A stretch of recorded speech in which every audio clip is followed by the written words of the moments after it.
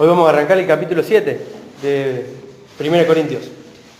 ¿Alguna vez estuvieron en sus casas y alguien está hablando por teléfono y pasa bastante tiempo hablando por teléfono y ustedes escuchan hablar a las personas por teléfono, pero no están escuchando a la otra persona con la que la persona está hablando? Entonces, ustedes pueden como, de alguna manera, deducir un poco de lo que estén hablando, aunque no sabe, obviamente, con exactitud de qué están hablando. Bueno, 1 Corintios no es la primera carta, ¿sí? Sabemos que hay otras cartas. No es la única carta, 1 y 2 Corintios. Y hay una carta que fue enviada de Corinto a Pablo por con diversas preguntas que ellos tenían con respecto a un montón de cosas, porque como todos sabemos y como venimos hablando, el cristianismo es una nueva vida, ¿sí? Es una nueva vida. Claro, con esta nueva vida surgen un montón de preguntas. Che, ¿y esto está bien? ¿Esto está mal? ¿Puedo hacer esto? ¿Puedo ir a tal lugar? ¿Se me permite hacer esto? Entonces los corintios enviaron una larga carta haciéndole diferentes preguntas a Pablo, preguntas que nosotros no sabemos específicamente cuáles, a no ser por algunas deducciones que tenemos, como en el capítulo 7. Pero si ustedes leen el versículo 1 del capítulo 7, dice: ahora, en cuanto a las preguntas que me hicieron en su carta. ¿Vieron? Esta iglesia hizo algo que yo considero que es algo muy correcto, que es que cuando no sé algo, lo pregunto, ¿sí? Lo pregunto. Había diferentes temas que la iglesia de Corintios no tenía ni la más pálida idea. Claro, no existía el Nuevo Testamento como nosotros tenemos hoy. Y sabemos que nosotros, si tenemos algún problema o alguna duda, leyendo la Biblia, la mayoría de nuestros problemas se solucionan, ¿sí? Se resuelven en la mayoría de los casos. Pero claro, la iglesia de Corinto no tenía esto. Entonces hacen una lista, una carta larga, a lo mejor contándole también la situación de la iglesia y además haciendo diferentes preguntas, ¿sí? La iglesia de Corinto, o mejor dicho, la sociedad de Corinto, como también venimos diciendo, era una sociedad bastante depravada, ¿sí? La homosexualidad era una práctica común en Corinto, por ejemplo. El divorcio era algo prácticamente un trámite común en la época de Corinto. No solo en Corinto, sino en cada lugar. Al punto de que el divorcio era, o sea, vos por ejemplo te casabas y era como que vos tenías el derecho de divorciarte prácticamente por cualquier cosa. Si vos encontrabas una chica que te gustaba más que la chica que vos tenías, vos directamente te divorciabas y te casabas con otra chica. Si era una cuestión tipo trámite. Entonces, la homosexualidad era realmente común, ¿sí? Los divorcios eran comunes. Los adulterios eran comunes. Los adulterios, que una persona engaña a otra, era común en Corinto. El concubinato también era común en Corinto, que una persona esté viviendo con otra sin estar casada. Ahora, yo les digo todo esto y ustedes no solo piensan en Corinto. ¿En qué pensamos? En la sociedad actual, ¿sí? Porque como bien dijo Salomón, no hay nada nuevo debajo del sol. Todo lo que nosotros vemos en la sociedad lo podemos llegar a ver con otro nombre, pero es algo que ya ocurrió. La poligamia se practicaba en Corinto. La homosexualidad, el concubinato, había divorcios, había adulterio, todo esto. Entonces, claro, vos te convertías y a lo mejor eras un divorciado. Vos te convertías y a lo mejor estabas en concubinato en el momento de tu conversión, ¿no? Entonces lo primero que querían hacer estas personas era saber qué decisión tenían que tomar. Vos te convertías y a lo mejor eras una persona soltera. Pero claro, también quería saber, ¿qué hago? ¿Me tengo que casar? ¿No me tengo que casar? Había diferentes cosas que pasaban a ser parte de tu mente en el momento de tu conversión. ¿Por qué? Porque tu interés cuando vos te convertís es agradar a Dios. No a la gente, a Dios.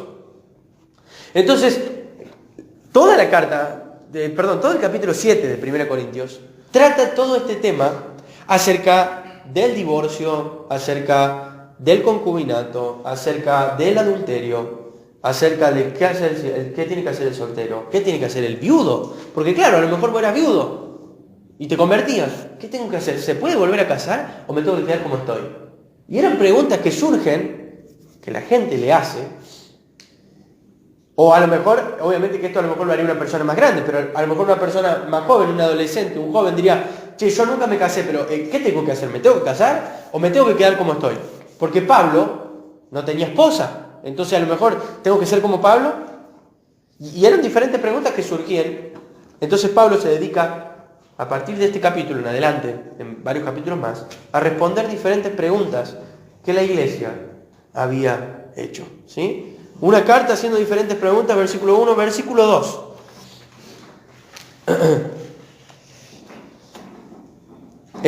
Voy a leer de vuelta el 1. Dice, ahora en cuanto a las preguntas que me hicieron en su carta, es cierto que es bueno abstenerse de tener relaciones sexuales. Sin embargo, dado que hay tanta inmoralidad sexual, cada hombre debería tener su propia esposa y cada mujer debería tener su propio marido. La esposa le da autoridad sobre su cuerpo a su marido y el esposo le da autoridad sobre su cuerpo a su esposa. No se priven el uno al otro de tener relaciones sexuales, al menos que los dos estén de acuerdo en abstenerse de la intimidad sexual por un tiempo limitado para entregarse más de lleno a la oración. Después deberán volverse a juntar a fin de que Satanás no pueda tentarlos por la falta de control propio. Eso les digo a modo de concesión, no como un mandato. Sin embargo, quisiera que todos fueran solteros, igual que yo, pero cada uno tiene su don específico de Dios, uno de una manera y otro de otra. Hasta ahí, hasta el versículo 7. ¿De qué tratan estos primeros versículos? Claro, ¿cómo debo tratar a mi esposa? ¿Cómo debo tratar a mi esposo? Esas pueden haber sido textualmente preguntas escritas por los corintios a Pablo. Entonces, Pablo pasa a dar un consejo práctico, como ustedes han visto.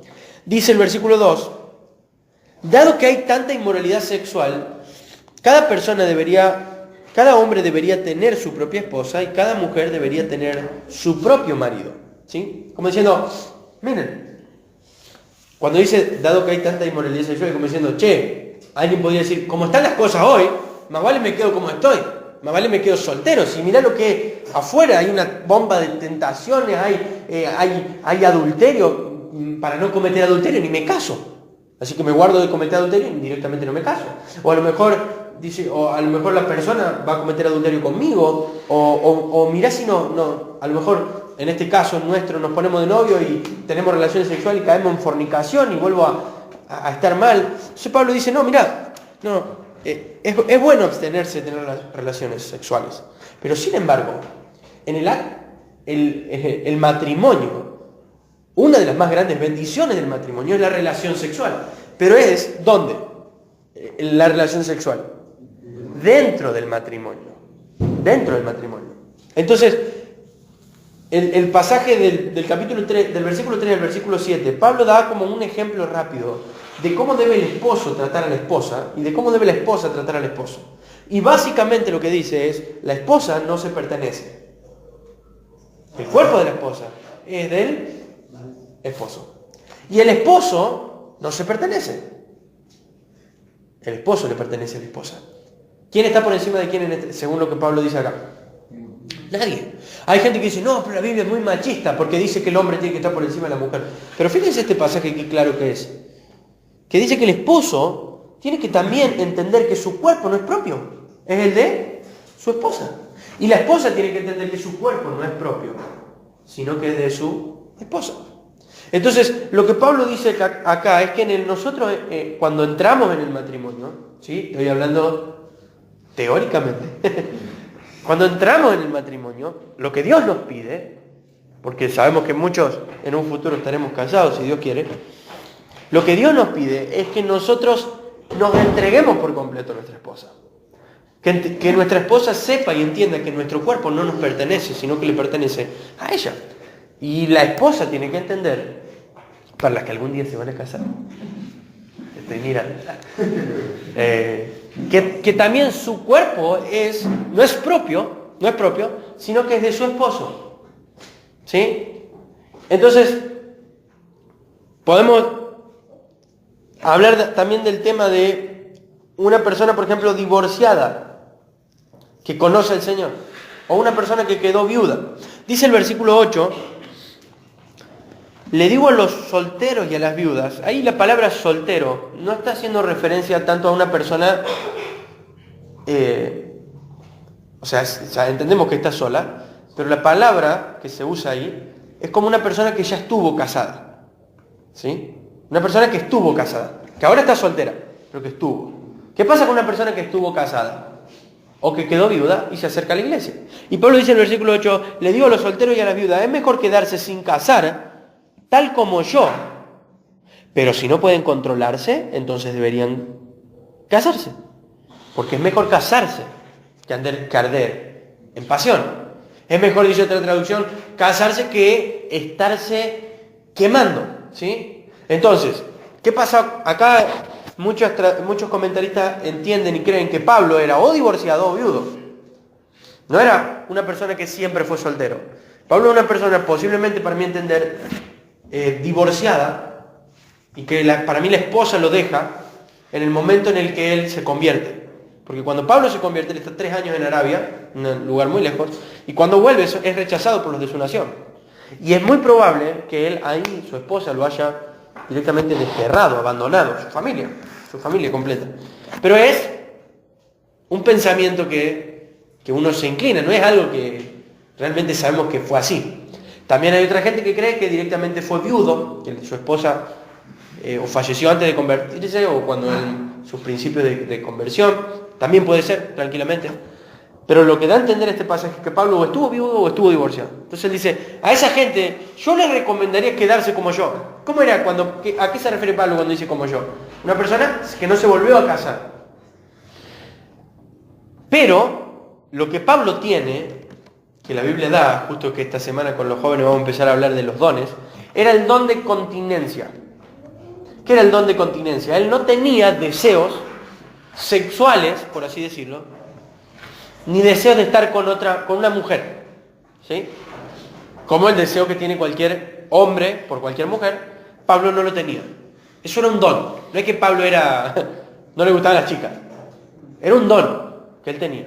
Y lo que Pablo dice es, vos tenés que aceptar mi consejo, esto de quedarte como estás, solamente si tenés este don dado por Dios.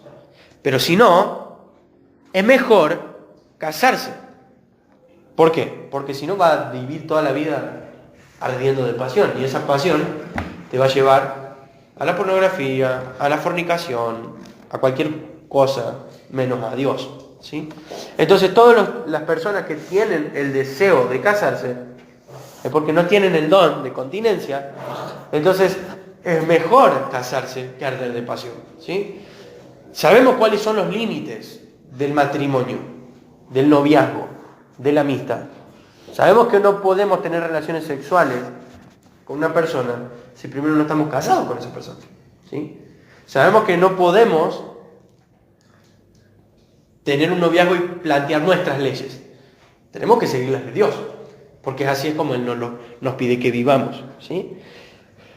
Trata el tema entonces de cómo deben tratarse, por ejemplo, los esposos y las esposas. ¿Sí? Trata el tema de qué tienen que hacer las viudas y los divorciados. Ahora, ¿qué pasa si yo estaba casado, me convierto, pero mi esposa no quiere saber nada con Dios?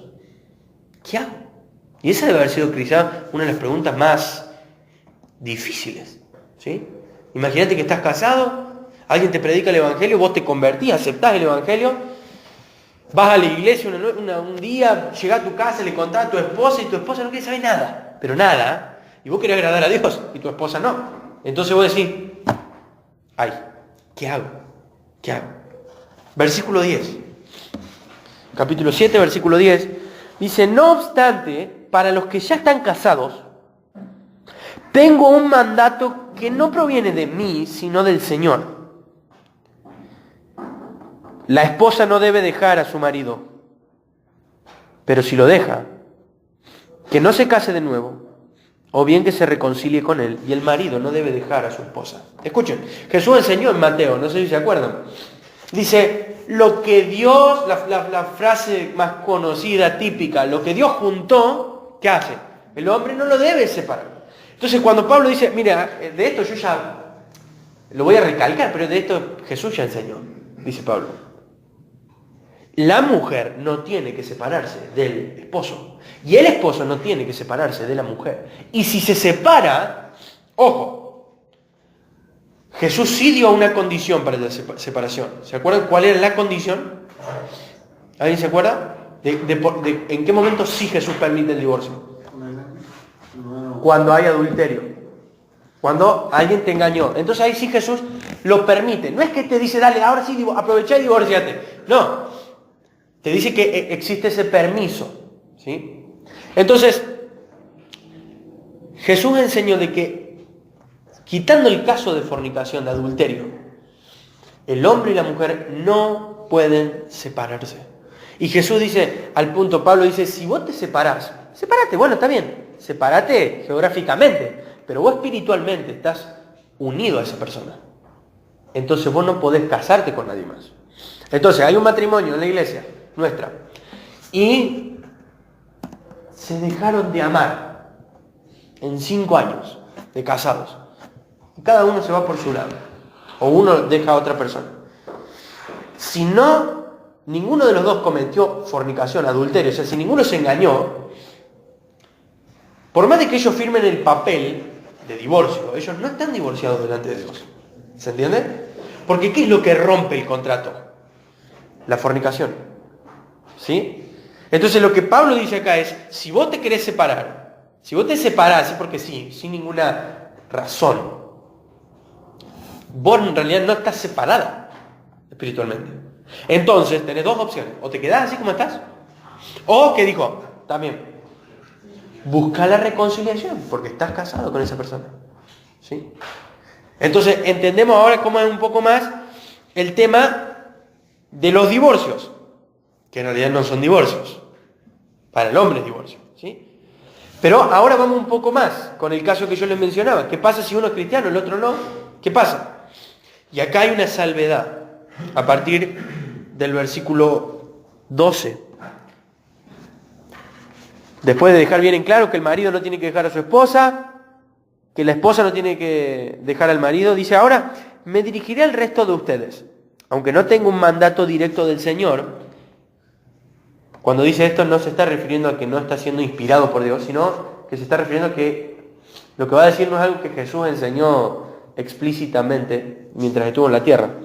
Dice, si un hombre cristiano está casado con una mujer que no es creyente, que no es cristiana, y ella está dispuesta a seguir viviendo con él, no debe abandonarla. Y si una mujer cristiana tiene un esposo que no es creyente y él está dispuesto a seguir viviendo con ella, no debe abandonarlo. Pues la esposa cristiana da santidad a su matrimonio y el esposo cristiano da santidad al suyo. De otro modo, sus hijos no serían santos, pero ahora son santos.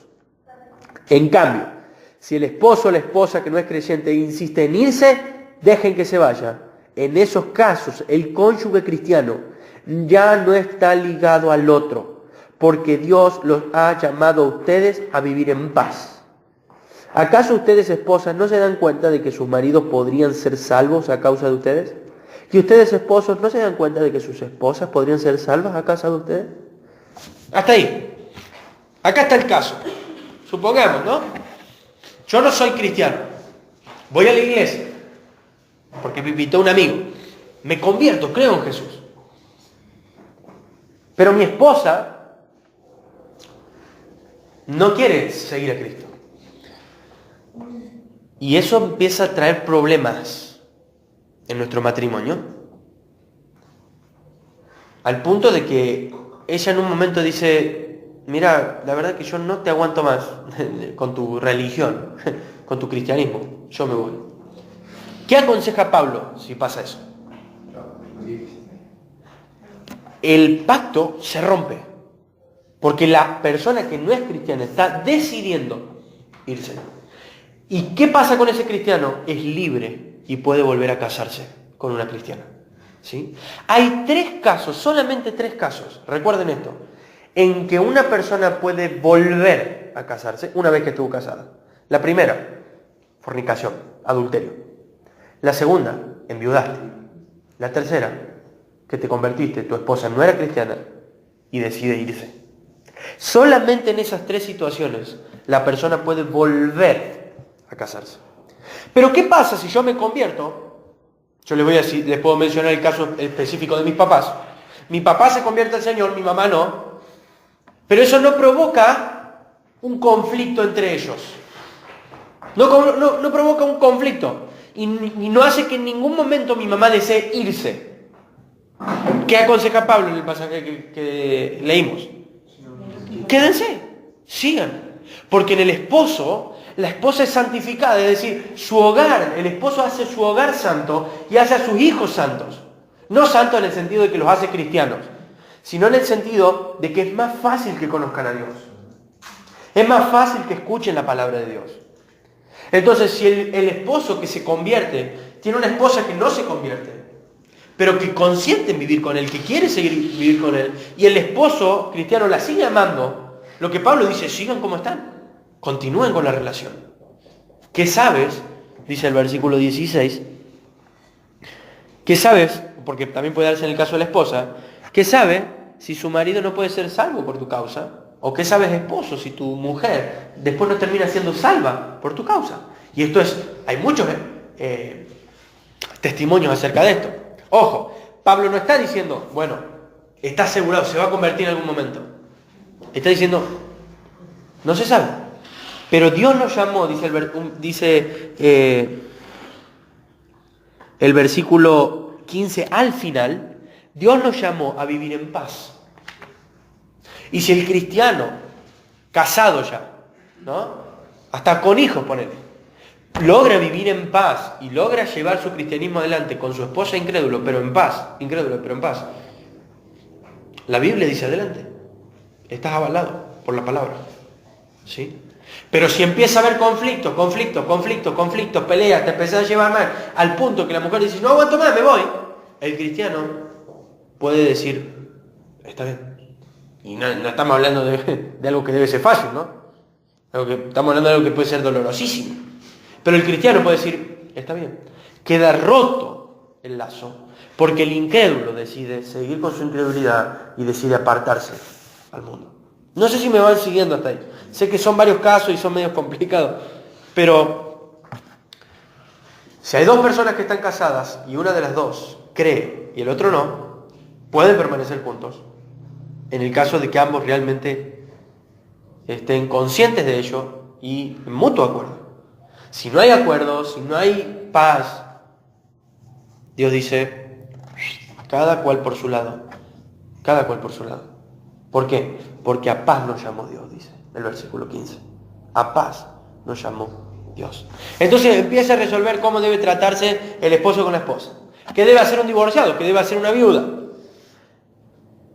¿Qué pasa si uno cree y el otro no? Y así.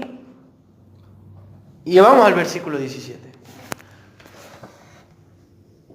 Y dice, cada uno, me encanta este pasaje, dice, cada uno debería seguir viviendo en la situación en que el Señor lo haya puesto y permanecer tal como estaba cuando Dios lo llamó por primera vez.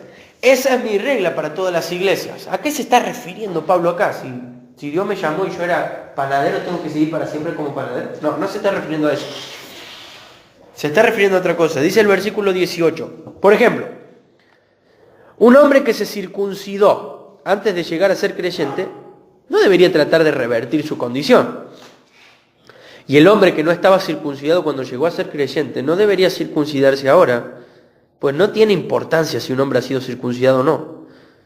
Lo verdaderamente importante es cumplir, ¿qué? Los mandamientos de Dios. Cada uno debería permanecer tal y como estaba cuando Dios lo llamó. ¿Eres un esclavo?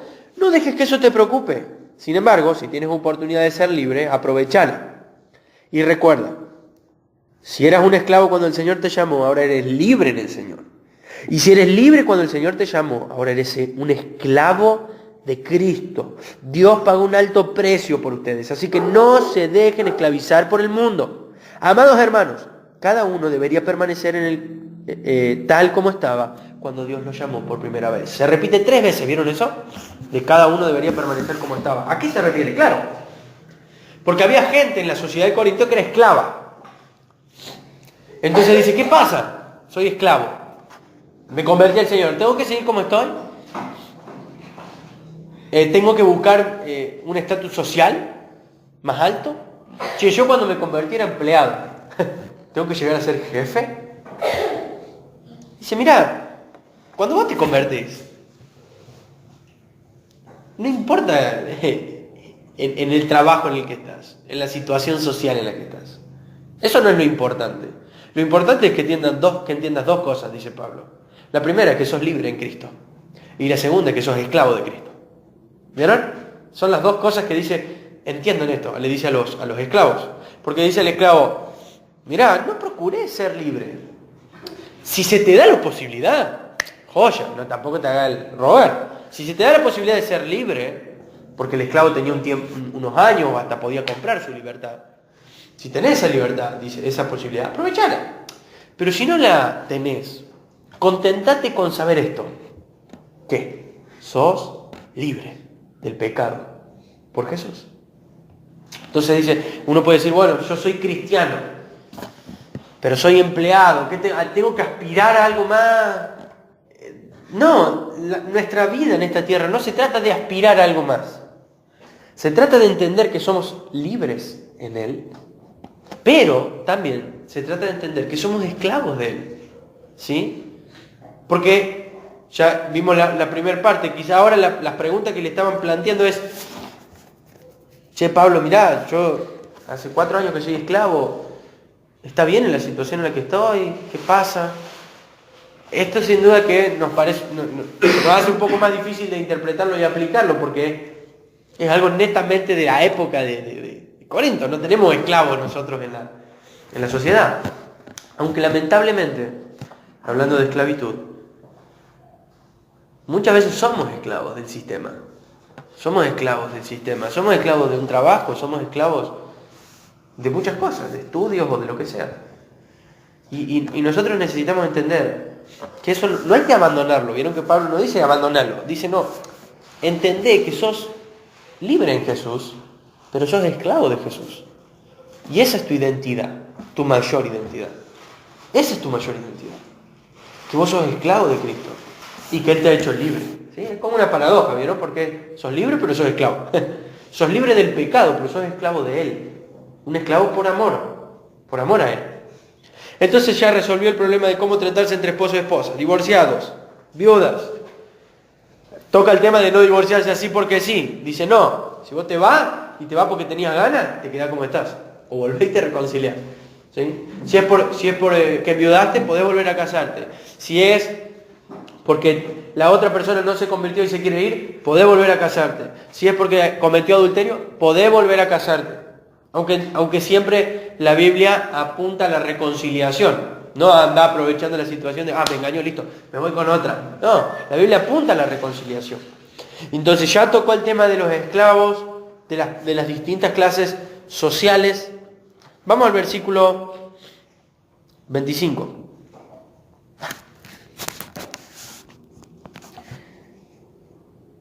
Ahora, con respecto a la pregunta acerca de las jóvenes que todavía no se han casado, ahí tenemos como un indicio de cuál había sido una de las preguntas que enviaron.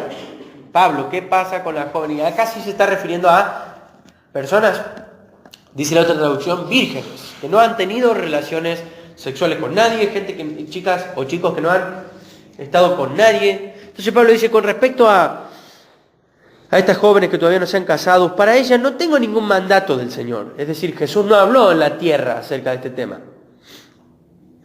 Pero el Señor en su misericordia me ha dado sabiduría digna de confianza que les transmitiré a ustedes. Debido a la crisis actual, vamos a hablar un poco ahora de la soltería. Pienso que pienso que es mejor que cada uno se quede como está. ¿Sí? Uno va leyendo y como que se le van agrandando los ojos, leyendo este pasaje. Si tienes esposa, no procures terminar tu matrimonio. Si no tenés esposa, escuchen chicos, si no tenés esposa, no busques casarte. ¿Qué? Pablo, ¿sos vos? ¿Qué está pasando? ¿Qué está pasando? ¿Qué? O sea, ¿a qué se está refiriendo Pablo? La pregunta que podrían haber dicho los corintios es: ¿qué pasa con las vírgenes, con los vírgenes? ¿Qué pasa si se casan? ¿Está bien? ¿Qué pasa si no se casan? ¿Está bien? Y hay un pasaje que está a partir del versículo 26 que dice que debido a la crisis actual, por la necesidad que hay, dice la otra traducción, dice, bueno le fuera al hombre quedarse como está. ¿De qué está hablando Pablo? Bueno, en la soltería uno tiene un diferente tiempo, ¿sí?, que tiene una persona casada. Pero eso no lo voy a explicar ahora, lo voy a explicar a partir del versículo 32. Lo que quiero dejar en claro es a qué se refiere cuando dice la crisis actual. El cristianismo en esa época era muy atacado y perseguido. Vos por ser cristiano no la tenías fácil en tu vida. De hecho, 10 años después de esta carta, Nerón, el emperador, masacró a cientos de cristianos. Y sin duda que no es lo mismo sufrir el martirio, ponerle que te maten por ser cristiano soltero, que sufrirlo siendo casado. ¿Por qué? Porque estás dejando una familia solo. Entonces es posible que Pablo tenía en mente esto cuando él dice la crisis actual, ¿sí? Muchos dicen que también tenía en mente todo lo que es el tema del adulterio y de los divorcios y todo esto, pero la mayoría tiende a decir no, lo que está tratando de decir a todo el problema que estaban teniendo del bombardeo de la sociedad simplemente por estar casados. Entonces Pablo dice, debido a la crisis que hay y a la que iba a venir, es mejor que vos te quedes como estás y que sufrás por el Cristo y que ese sufrimiento no haga que otra gente se quede viuda, huérfanos, chicos huérfanos. Y 10 años después, a la mayoría de los cristianos en Corintos les ponían pieles de animales muertos, los tiraban a los leones y los leones se los devoraban. Eso es lo que hacía Nerón para entretenerse. Y tenía un jardín gigante Nerón, donde había puesto muchos postes y crucificaba a cristianos, los bañaba en brea y los prendía a fuego para alumbrar a su jardín. Eso es lo que pasó en el gobierno de Nerón, 10 años después de lo que Pablo escribe. Es como si Pablo estuviéramos hablando acá y diríamos, bueno, pero en 10 años va a venir una persecución muy fuerte. Y debido a esta crisis, quizá le sería bueno al hombre quedarse como está. Ojo, Pablo no está diciendo, esto es lo que hay que hacer. ¿Se entiende? Es uno de los pocos pasajes en toda la Escritura donde como que se abre un abanico. ¿Vieron que siempre la Biblia dice, hace esto, no haga esto, hace esto, no haga esto? Acá es como que Pablo abre un abanico y dice, mirá, sería bueno que vos te quedes como estás. Pero no es que sería malo que vos te cases. ¿Ven? Es como que está dejando el abanico abierto para que la persona analice la situación. Y me gusta porque algo importante de esto es que siempre yo tengo que analizarla a la situación. En la soltería, en el matrimonio, en el noviazgo. Yo tengo que estar todo el tiempo analizando la situación. Y Pablo dice, hay que analizar la situación. Pero para meterme más en lleno de esto, voy a ir después. Y me voy a saltear el versículo 29, el 30 y el 31. Y vamos a ir al 32.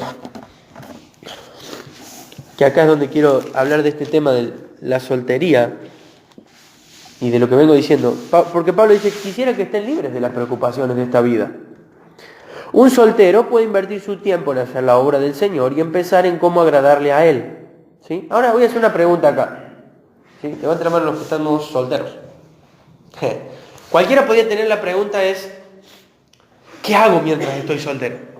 Y este versículo me encanta porque lo veo también como un consejo para todos los que estamos solteros. Y lo voy a leer de vuelta. Un soltero, ¿qué debería hacer? Invertir tiempo en hacer la obra del Señor. ¿Y qué más? Pensar en cómo agradarle a Él. ¿Sí?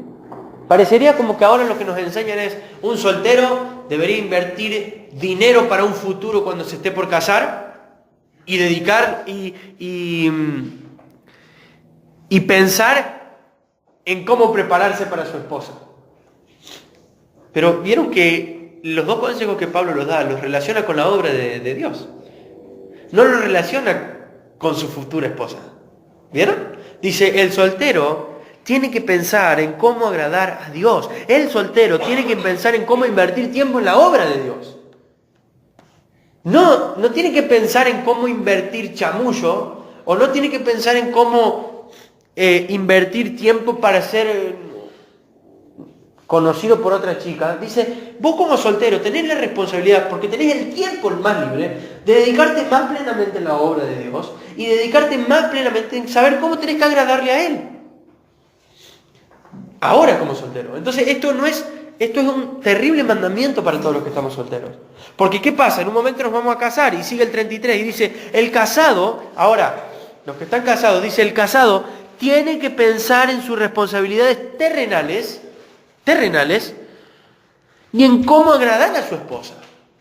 El casado va a tener mucha más responsabilidad, porque el casado ya va a vivir con su esposa, ya va a tener que pagar su alquiler, su casa, sus impuestos, la comida de sus hijos después, esto y lo otro, y lo otro, y lo otro, que Pablo llama cosas terrenales.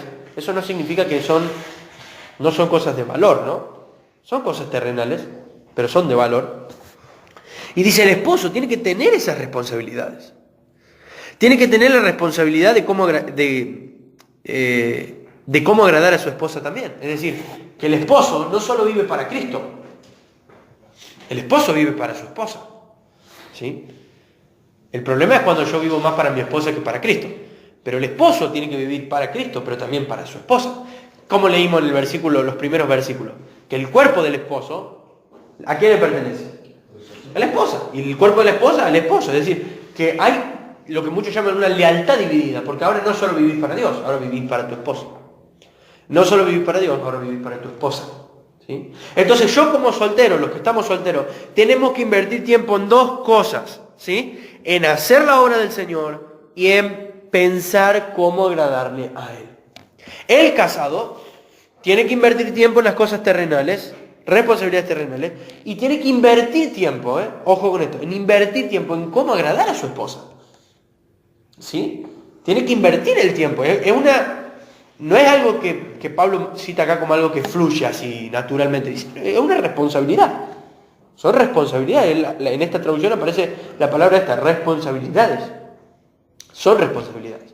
La responsabilidad del soltero es estar a full time en la obra de Dios, en cómo agradarle a Él. Y la del casado es en las cosas terrenales, como impuestos y todo esto, y cómo agradar a su esposa. ¿Sí? Ahora vamos a ver de que no es solo eso para el casado, sin duda, ¿no? Versículo 34. Sus intereses están divididos. De la misma manera, una mujer que ya no está casada o que nunca se ha casado, acá está para las chicas que son solteras, tienen que dedicarse al Señor y ser santas en cuerpo y en espíritu.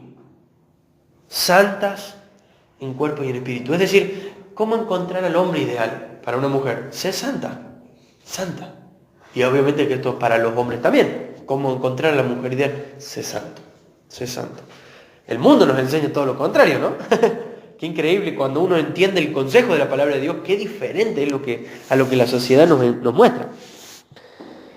Entonces, la mujer tiene que ser santa, en cuerpo y en espíritu. Pero una mujer casada tiene que pensar en las responsabilidades terrenales y en cómo agradar a su esposo. Una mujer casada tiene que pensar en muchas cosas de responsabilidades que no tenía cuando era soltera.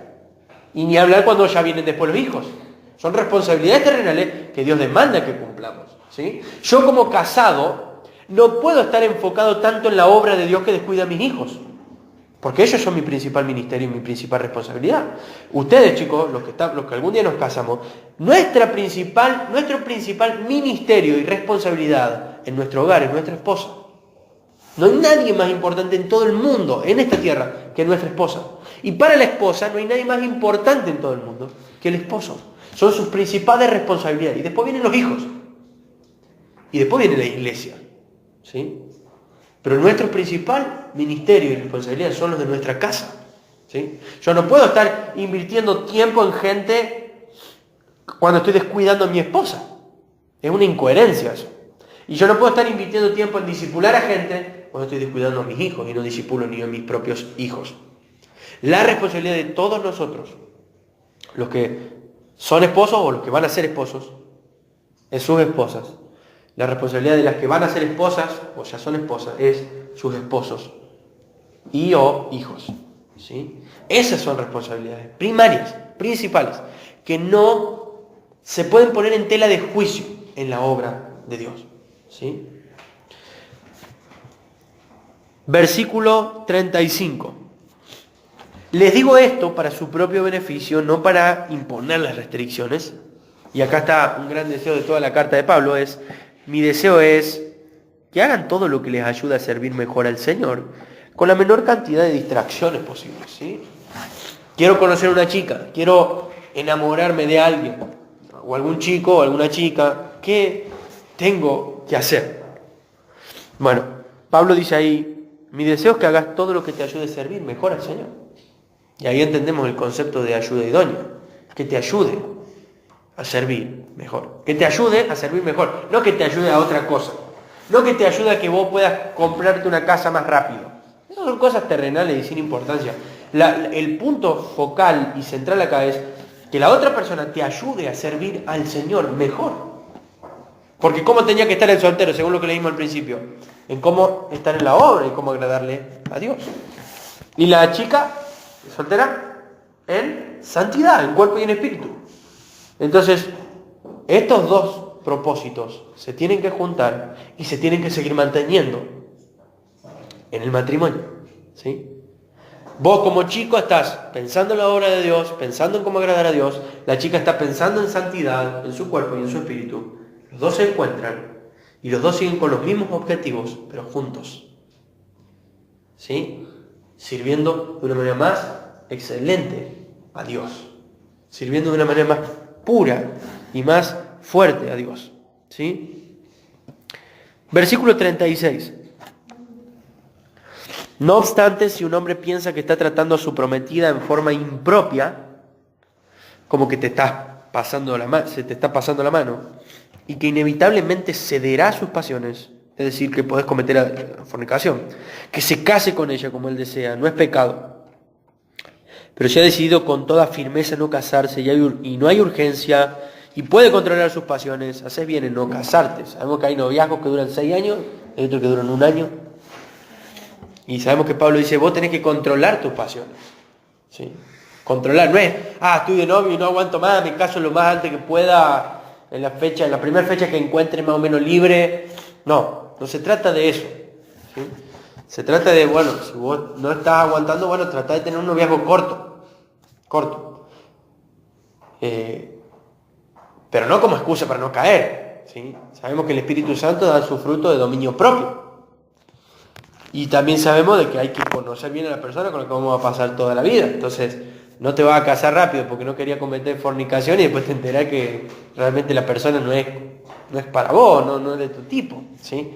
Entonces, lo que Pablo está diciendo es tener cautela, tener cuidado. Dice el 38, así que el que se casa con su prometida hace bien y el que no se casa y espera hace aún mejor. ¿Sí? Versículo 39. Una esposa está ligada a su esposo mientras el esposo vive. Si su esposo muere, ella queda libre para casarse con quien quiera. Pero solamente si el hombre ama al Señor. Volviendo al tema del noviazgo, porque no hay nadie viudo acá. Tengo que buscar a alguien que ame al Señor, sin duda. Y yo obviamente que debo amar al Señor. Entonces dice, si vos enviudaste, y es un consejo para todos, Buscá, si querés volver a casarte, alguien que ame al Señor. Alguien que esté en el Señor, dice la otra traducción. Alguien que ame a Dios. Alguien que ame al Señor. Sin embargo, en mi opinión, sería mejor para ella no volverse a casar. Y pienso que al decirles esto, le doy el consejo del Espíritu de Dios. Si no te casas, quizás sea lo mejor, porque a lo mejor puedes dedicarte más a la obra. En el caso de la viuda, ¿no? También es verdad que hay que ver en qué edad enviudas. Porque no es lo mismo enviudar a los 30 que enviudar a los 60. ¿Sí? No es lo mismo enviudar a los 25 que enviudar a los 40. Entonces Pablo dice, yo te doy el consejo de permanecer como estás, pero no estás obligada a permanecer como estás. Puedes volver a casarte, pero que tiene que ser con alguien que ama al Señor. Entonces, entendimos varias cosas, ¿sí? El matrimonio no es un escape sexual. Eso es importante entenderlo. No me caso para poder tener relaciones. Eso es un regalo dentro del matrimonio, pero no es el punto donde vos estás el punto del por qué estás buscando el matrimonio. El punto vital del matrimonio es que yo estoy buscando a alguien que ame al Señor para servirle más a Él. Es alguien que me va a ayudar en mi andar cristiano a dar más gloria a Dios juntos que separados. Eso es el matrimonio, eso es la relación que Dios quiere. ¿Sí? El soltero no tiene que estar desesperado buscando mujeres. No sirve esto de andar mensajeando a 10 a ver si alguna pega. Porque hay gente que lo hace. Y es triste. Pero vos tenés que descansar en las manos de Dios. El proverbio dice que la casa es herencia de los padres. Pero la mujer prudente viene de parte de Dios. Es una herencia de Dios. Vos no podés ir y cobrar tu herencia por adelantado. ¿Qué tenés que hacer con una herencia? Esperarla. Pero ¿qué tenés que hacer mientras estás esperando la herencia? Según lo que leímos, tienes que estar preocupado en la obra de Dios y en cómo agradarle a Él. Porque si no estuviste dedicado a la obra de Dios cuando te cases, ¿te crees que ahí vas a estar dedicado a partir de ahí? Sin duda que no. Va a ser muy difícil. Uno tiene que ya estar en la horita feliz, con los niños, lo que sea, ayudando en lo que uno pueda. Estoy en la obra. Y cuando yo conozco a alguien, yo sigo en la obra con esa persona que conozco. Porque si yo estoy en la obra, me voy a encontrar con alguien que también está en la obra. Porque si yo estoy conociendo a Dios más, me voy a encontrar con alguien que también está conociendo a Dios más. Y al chocarnos, seguimos por el mismo camino en el que andábamos, pero ahora juntos, ¿sí? Hasta la muerte, ¿sí? También hay que entender esto de que es hasta la muerte. Pero voy a terminar con los versículos que me salté. Versículo 29. Y ya vamos terminando. Déjenme decirles lo siguiente, amados hermanos. Chan, chan. El tiempo que queda es muy breve. El tiempo que queda es muy breve. Así que, de ahora en adelante, los que son cristianos, los que quieren seguir a Jesús, los que estén casados, no deberían concentrarse únicamente en su matrimonio. Los que lloran o los que se alegran o los que compran cosas, no deberían ser absorbidos por sus lágrimas, ni su alegría, ni sus posesiones. Los que usan las cosas del mundo no deberían apegarse a ellas, pues este mundo tal y como lo conocemos, ¿qué va a pasar? Desaparecerá. ¿Qué es lo más importante? Más allá de entender qué hacer como soltero, qué hacer como casado, como divorciado, como viudo, entender una palabra rara, la transitoriedad de la vida. La vida es transitoria, es pasajera. Es decir, que uno que esté casado o un soltero tiene que entender que no estamos en esta vida para siempre, que el matrimonio no es para siempre. Y que estamos puestos acá para glorificar a Dios. Entonces dice Pablo, si vos estás casado, dice la otra traducción, viví como si no lo estuvieras. Porque hay gente que una vez que se casa, planchó y no sirvió más a Dios. Venía full de soltero, se casaron y no, ya da flaca. Ya quiero quedar a dormir el domingo a la tarde, no quiero ir a la horita feliz. O me quiero, no me quiero levantar temprano el domingo a la mañana de la reunión, en el caso que haya reunión en la mañana, ¿no? O lo que sea, mejor nos juntamos a comer durante la semana con otros matrimonios. No sé, estoy dando ejemplos, no estoy pensando en nadie. Pero el matrimonio puede ser muchas veces algo que el diablo usa para de a poquito irte sacando de la obra de Dios.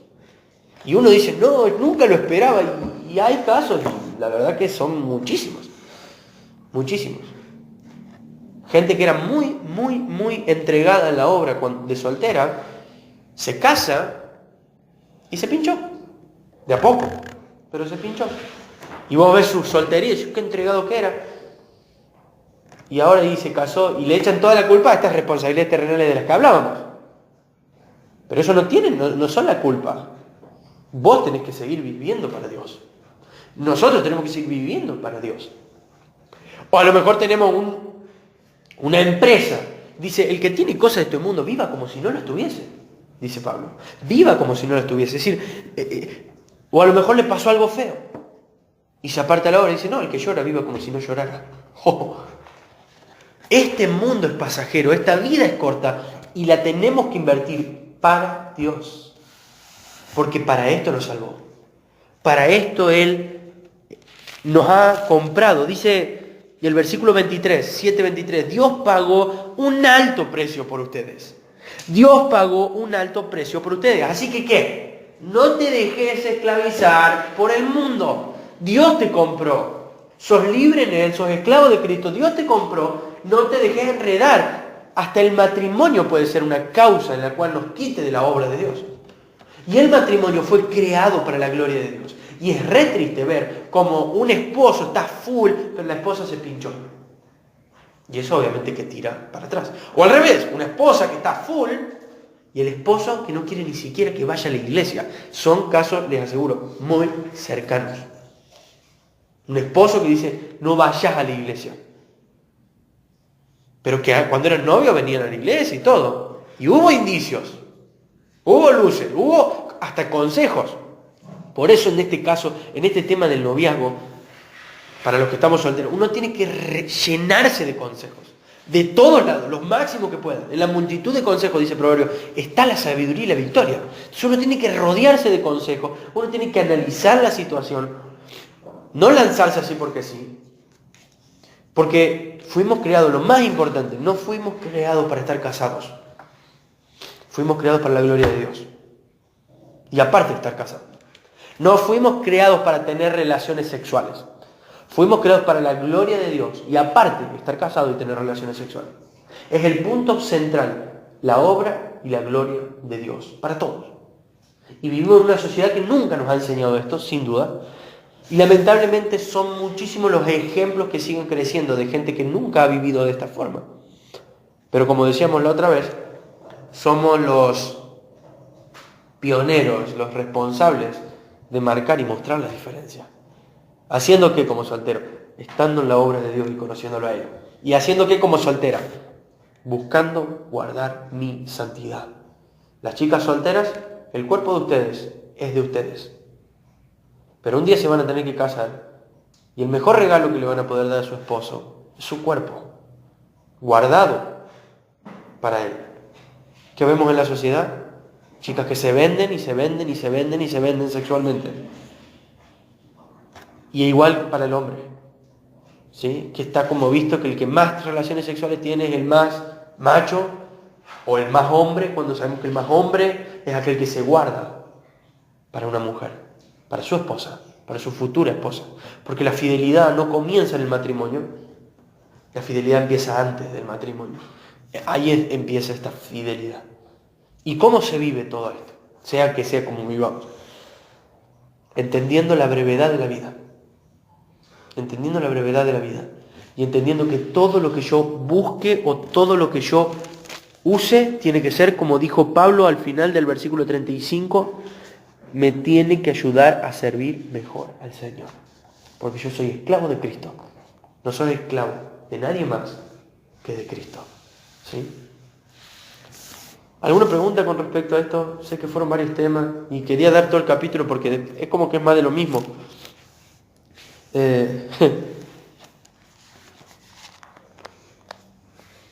Recuerden que el matrimonio, para los que algún día nos casemos, no es una excusa para aflojar.